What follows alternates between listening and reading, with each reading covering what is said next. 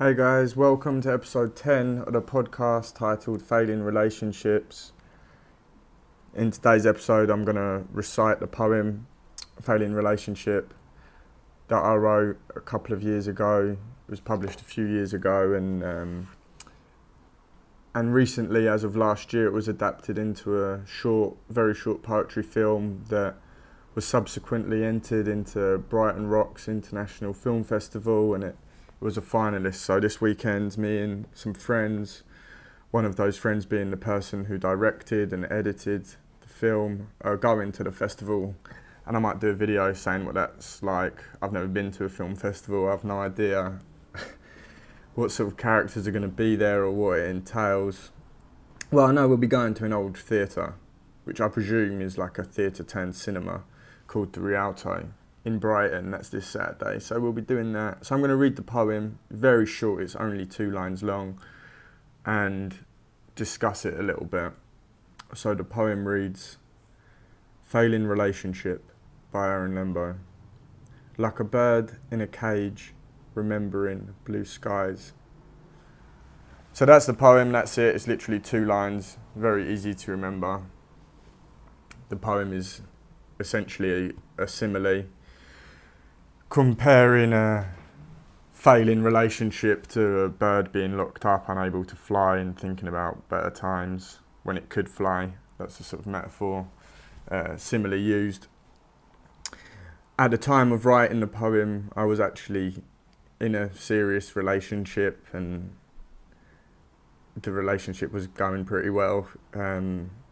So the poem wasn't written as a reflection of how I was feeling at the time. In all honesty, it was probably more of an effort for me to try and write an Imagist type poem. Imagism was like a movement from the early 20th century that involved poets like Ezra Pound, H.D., Richard Alderton. James Joyce ended up being in the first anthology. D.H. Lawrence was in subsequent anthologies. I believe that was when Amy Lowell was editing it, and Ezra Pound had moved off onto Vorticism and God knows what else with Wyndham Lewis.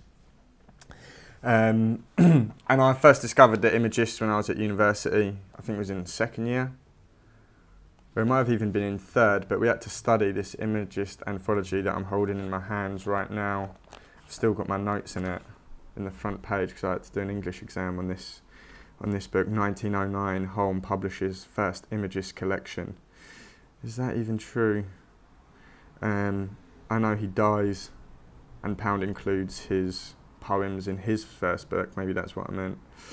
1913, Flynn, another poet involved with this group, a Cockney fella that was really good at speaking French and translating French.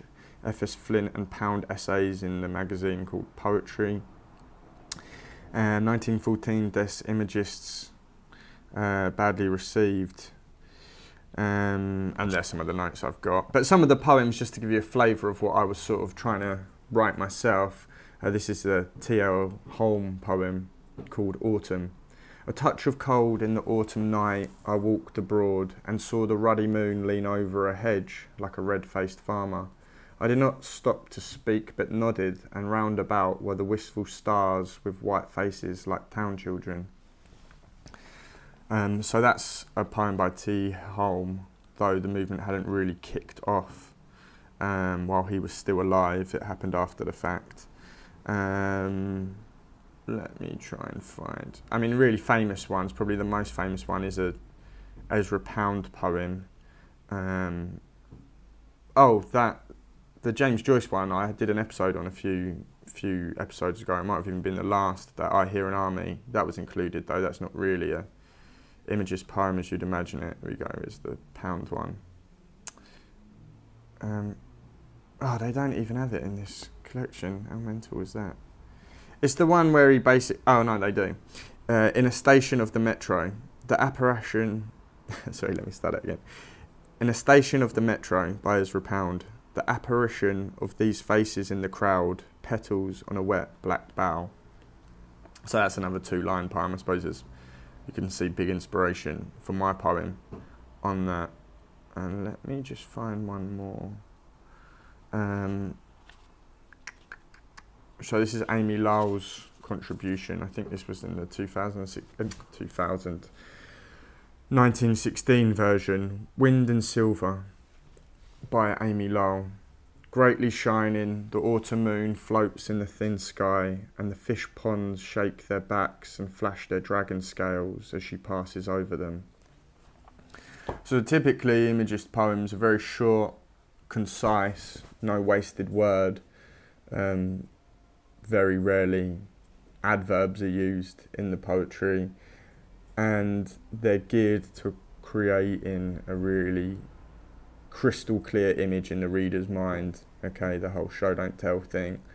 Some of the Instagram poets, I think, have an element of imagism about them, but they sort of lack the images, which is the main thing. They become, or to me at least, they read more sentimental. But yeah, that was just a few three random poems from that collection. I would recommend it. The copy I've got is published. It's just called Imagist Poetry. The front cover is a Wyndham Lewis painting. It's introduced and edited by Peter Jones, who's a successful contemporary English academic. It's dedicated to Michael Schmidt, I can see. He's the editor of erbacce-press, based up in Manchester. So yeah, I recommend that book. And like I say, my poem Failing Relationship was adapted into a short poetry film called Birdcage, and that is going to be shown this Saturday in Brighton, and I should be there to see it, so hopefully that'll be good. I'm going with some good friends, so yeah. And just finally, before I leave, this video is a little bit longer than I thought it'd be anyway, considering the poem's only 2 lines, but yeah, this is the first video in 2 weeks. It was a mad end to school, but now I'm off. I've got a long summer holiday, so I'll try and do these videos more regularly when I get the chance to take myself away from my own writing and reading and other bits and pieces. I'll try and record these and do the whole movie maker thing and get them on YouTube. So anyway, if you're still listening, thank you. I hope you have a great day and enjoy this beautiful sunshine. All the best, as always.